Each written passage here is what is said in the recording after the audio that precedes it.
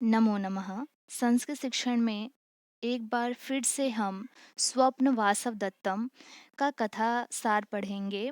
जिन लोगों को last video समझ नहीं आई थी, आई होप कि आप लोगों को ये वीडियो समझ आए।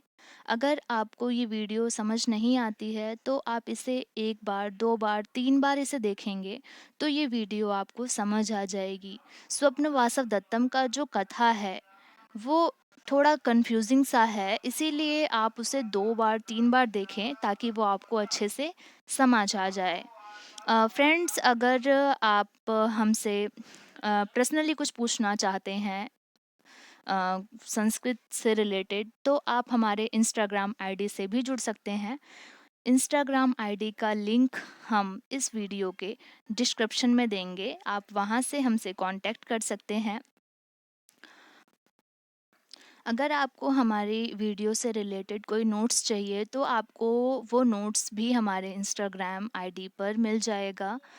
और फ्रेंड्स, अगर जिन लोगों ने अभी तक हमारे चैनल को सब्सक्राइब नहीं किया है तो प्लीज़ आप लोग हमारे चैनल को सब्सक्राइब करें, साथ ही बेल आइकन को प्रेस करें ताकि आपको नेक्स्ट वीडियो की नोटिफिकेशंस मिलती रहे। इसी के साथ अब हम ये चैप्टर स्टार्ट करते हैं। स्वप्न वासव दत्तम भास द्वारा रचित नाटक है। इसके रचयिता महाकवि भास हैं। नायक जो है उदयन है, नायिका वासव दत्ता है, उपनायिका पद्मावती है। इसमें 6 अंक है, श्लोक 57 है, अंगिरस श्रृंगार है। ये थोड़ा सा इंट्रो है यहाँ पर जो हमने लास्ट वीडियो से रिलेटेड लिया है। एक राज्य है वत्स देश, जिसके राजा है उदयन और रानी है वासव दत्ता। वत्स देश का एक मैत्री देश है जो मगध है, उसके राजा हैं दर्शक, और दर्शक की एक बहन है पद्मावती। राजा उदयन का एक मंत्री है योगंधरायण और शत्रु है आरुणि। उदयन और पद्मावती के विवाह का षड्यंत्र रचते हैं योगंधरायण।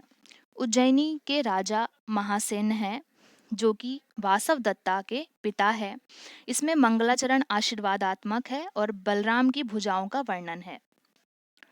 उदयन का वासव दत्ता से मिलन। उदयन जो है वो वासव दत्ता को वीणा सिखाते हैं जब वह उनसे मिलते हैं। उदयन और वासव दत्ता एक दूसरे के प्रति आसक्त होते हैं तथा वो विवाह कर लेते हैं। प्रथम अंक में मगध राजकुमारी पद्मावती अपनी माता तापसी से मिलने आश्रम में जाती हैं, जहाँ उनका मिलन योगंधरायण और वासव दत्ता से होता है। जो योगंधरायण है वो उनसे कहते हैं कि ये मेरी बहन है वासव दत्ता और इनके जो पति हैं वो उन्हें छोड़ गए हैं। तो तब पद्मावती जो है वो वासव दत्ता को अपने दासी के रूप में स्वीकार कर लेती हैं। तभी ब्रह्मचारी जो है वो आता है और उन्हें सूचना देता है कि लावणक गांव में आग लगने से वासव दत्ता, उदयन की जो पत्नी है वासव दत्ता, वो और योगंधरायण दोनों की मृत्यु हो चुकी है। पद्मावती द्वारा वासव दत्ता को दासी बना लेना। पद्मावती वासव दत्ता को दासी बनाकर रख लेती हैं। द्वितीय अंक यहाँ से प्रारंभ होता है। द्वितीय अंक में पद्मावती और वासव दत्ता का साख्य सखी भाव देखा जाता है। जो पद्मावती हैं वो वासव दत्ता को अपनी सखी बना लेती हैं और यहाँ पर दोनों का साख्य सखी भाव जो है वो देखा जाता है।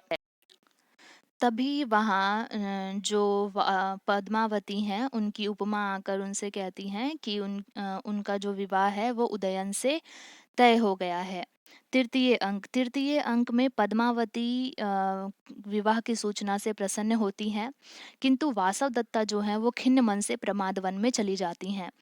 पद्मावती के विवाह की माला को तैयार करना होता है, तो वासव दत्ता से पद्मावती के विवाह की माला को तैयार करने के लिए कहा जाता है। उसमें 2 रंग के पुष्प लगाने होते हैं, अविधवाकरण और सपत्नी मर्दन। तो जो वासव दत्ता है वो अविधवाकरण पुष्प को तो उस माला में गुथ देती हैं, किंतु सपत्नी मर्दन पुष्प को उसमें नहीं गुथती हैं।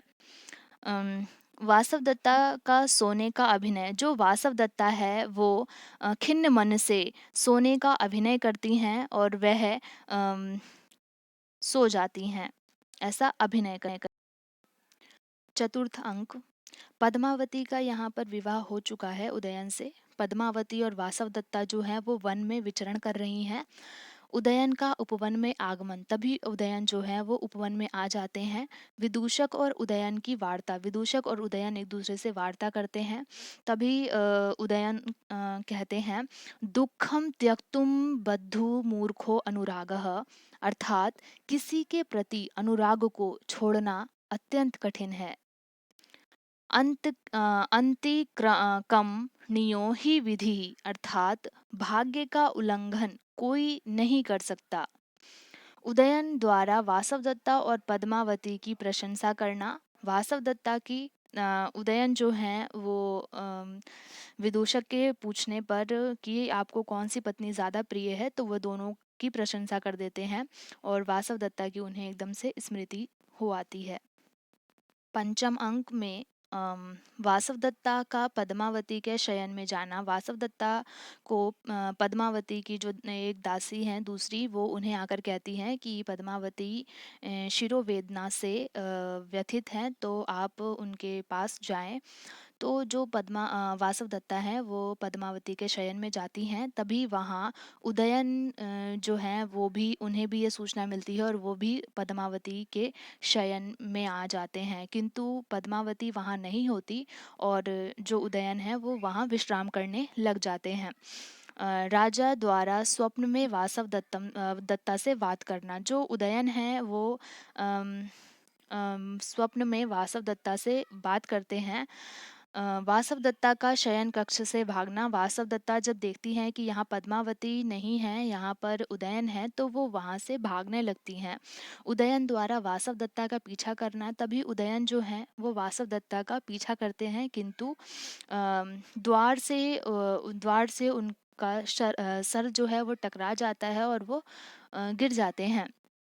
वासव दत्ता का अदृश्य होना। जो वासव दत्ता है वो वहां से तभी चली जाती हैं। तभी वासव दत्ता वहां से प्रस्थान कर जाती हैं। उदयन का युद्ध के लिए प्रस्थान, और उदयन को विदूषक बताता है कि हमें युद्ध के लिए प्रस्थान करना है, तो उदयन जो है वो युद्ध पर चले जाते हैं। षष्टम अंक में विजय का समाचार मिलता है कि जो उदयन है वो विजयी हुए हैं। घोषवती वीणा को देखकर राजा उदयन का विलाप। जब राजा उदयन घोषवती वीणा को देखते हैं तो वो विलाप करने लगते हैं। महासेन जो वासवदत्ता के पिता हैं वो उन्हें वो उदयन को चित्र भेंट करते हैं, वासवदत्ता और उदयन का। पद्मावती द्वारा वासवदत्ता को पहचानना। पद्मावती जो है वो वासवदत्ता को पहचान लेती हैं और कहती हैं कि ये औरत जो इस चित्र में है वह तो मेरे साथ ही रहती है। तब उदयन उन्हें बुलाते हैं और जो योगंधरायण हैं वो उदयन से क्षमा याचना करते हैं। फ्रेंड्स, अगर वीडियो पसंद आई हो तो प्लीज़ लाइक करें। Okay, bye.